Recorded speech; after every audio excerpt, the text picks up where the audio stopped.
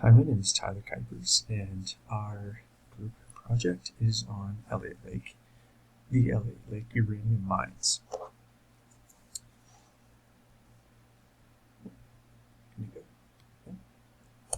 There we go. Okay, so a bit of history. In 1953, there was what was called the Big Z, which meant that, yes, we struck gold. Well, sort of. Uranium was discovered in the Elliot Lake region, which prompted the backdoor, I'm doing air quotes here, but as the backdoor staking bee, because in 1953, uranium was highly sought after for the Cold War and the military initiatives that it could kind of add to. So the backdoor staking bee is where surveyors were told to quietly survey a 100 square mile corridor and stake quietly, kind of like the behind the doors kind of opportunity for these surveying companies to go survey the land. Once the deposits were discovered, the town was booming.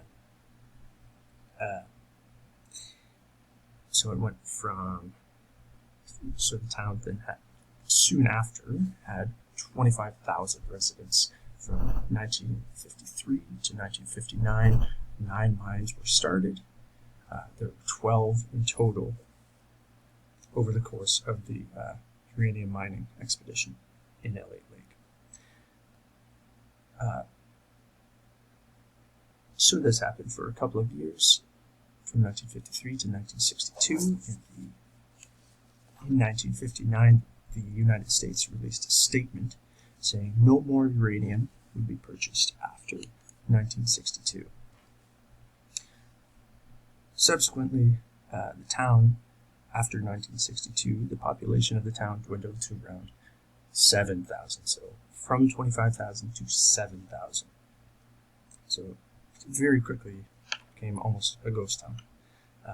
A delegation of housewives, after a few months, pleaded with Prime Minister Diefenbacher to save the town. Canada then started a uranium stockpiling program to help revitalize the town's economy and, well, stockpile. That was all fine and dandy. That lasted for a couple of years, but as prices dropped, mines closed.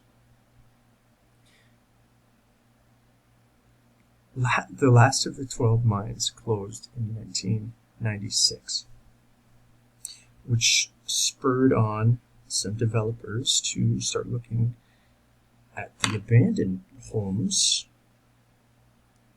as potential retirement homes. And retirement communities were created as a way to restore the economy. Because, of course, with time, people age and mature and they become seniors. In a 2011 census, there was 11,500 people in the town, 90% of which were over the age of 15, and 45% of which were over the age of 60. So the median age, or the average age of the town, was 57.1 years old. Elliot Lake is now known as a leader in mine remediation, a tourist hotspot, and it's beautiful. I fully encourage you to check out some pictures, or go there if you can, and a retirement oasis. So my subtopic is what happened and what can we learn from this. I have a few questions here. I'm going to ask them now. They're kind of rhetorical. I have some more at the end that I'd like you guys to answer, if you can. But I just want to address some of these now. So, can we identify issues that are currently unaddressed and come up with solutions for them? That's really general, but like look in your life and become self-aware. Like think of things that you can come up with in your communities or your just where you are right now in your personal life that you can address and just think about. It's just good to be thinking. What can we do as individuals to bring light to the negative consequences of our well-intended ideas. This happens way too often, but I digress. Another great question is, do you know what's in your water? Because I get my water from the tap. I'm not going to say where I live, Lindsay, but it kind of tastes like dirt, and it makes me wonder what's in it. What's in the soil you're currently standing on? And can you empathize with the people of the Serpent River First Nation and how? That question is going to come up a little bit later when I inform you about what happened to these people. So, how did the mines affect the area? Well, first off, that picture that you're seeing right now is a picture from 1996 of uranium tailings. The biggest concern in and around Elliot Lake are the remnants of uranium tailings. To produce uranium, you need to refine and extract it. This means crushing rock and chemically removing the product. This leaves a byproduct called tailings. So the grade of ore in Elliot Lake is typically 0.1% uranium. So every ton mined yields a ton of tailings and 2 tons of processed liquid. Okay, so that's great. But all that byproduct has to go somewhere, right? So this byproduct, tailings, is composed of fine particles of sand and smaller fines that still can carry thorium and radium. These share chemical similarities to calcium, which we all know what has calcium in it. It goes in our cereal. It's good for our teeth. It's good for our bones. So thorium and radium share these similarities, and they target the bones, and target the teeth, and target the breast milk of mammals when ingested, which leads to the danger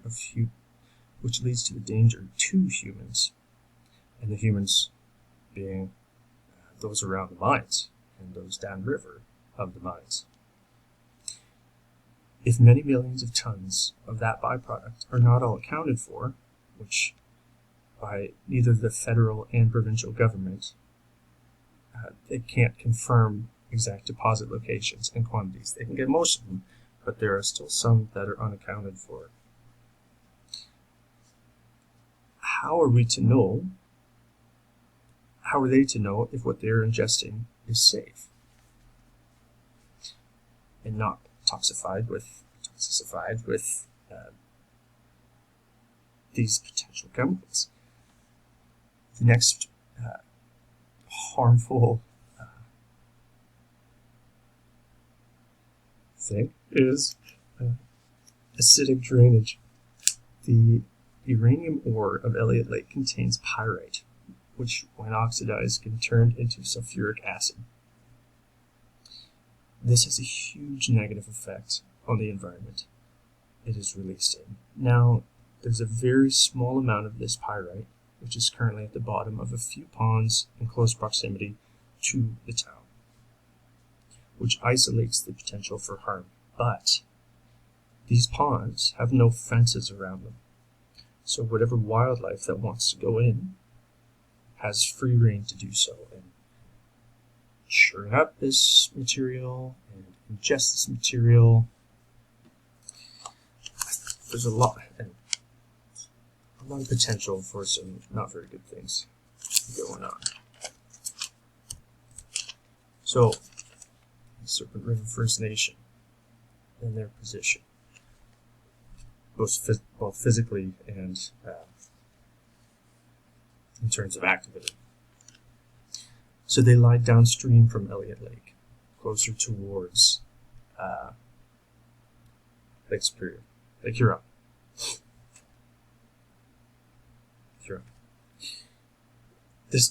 This begs a few questions. Are the negative effects from uranium mining felt all the way down here, and are its people directly affected? What have the municipality or the mining companies done to assess and maintain healthy water for the people affected by this uranium tailing pollution? So I'm going to provide a bit of history to the Serpent River First Nation. Just give me a sec. In 1968, on top of that, on top of the uranium tailing pollution, in 1968, as a training exercise, the Canadian military blew up, essentially, and bulldozed the ruins of the acid plant that was on the reserve property, on the reserve's grounds. In 1970, red calcite was said to flow all over the reserve, and on windy days, the sky appeared red. In 1988, chiefs finally convinced the authorities to clean up the acid plant site. They were compensated, but at the same time, the harmful effects had already taken their toll. There was a lot of birth defects in children, and a lot of people getting sick, a lot of people getting cancer. At the end of that, 9,000 truckloads of earth material were removed and brought to the Spanish dump. It's just down the road. So what is being done to remedy the situation? The Rio Algo and Denison mining companies cleaned up many of the tailings, burying them or covering them, throwing them in the earth or covering them in a few feet of water, the ponds, which I referenced earlier. Elliot Lake and surrounding areas are getting healthy again. There are swimming and fishing areas that now exist on Elliot Lake, and Quirk Lake, which was one of the most toxic lakes around there in the height of the mine's pollutions. Fish populations are rebounding. There's a lot of walking trails among existing and new forests. It's turning, so this is a picture of the town. It's turning out to be a really good success story. So these are the questions that I want you guys to focus on, and they don't necessarily apply to Lake, but they apply to, well, okay, some do, but they apply to you. If you make a mess, whose direct responsibility is it to clean it up? And how can you apply this to your life in every situation? Regenerative and restorative efforts are never endeavors wasted, but opportunities for learning and for growth. Do you agree? And if you do, or if you don't, please explain. If you came across a valuable resource in the ground somewhere, learning what you have about the Elliot Lake mines and their pollution and their effects on the town itself and the neighboring communities, how would you conduct your mining process? Thank you very much. That's all I got. Have yourself a wonderful day.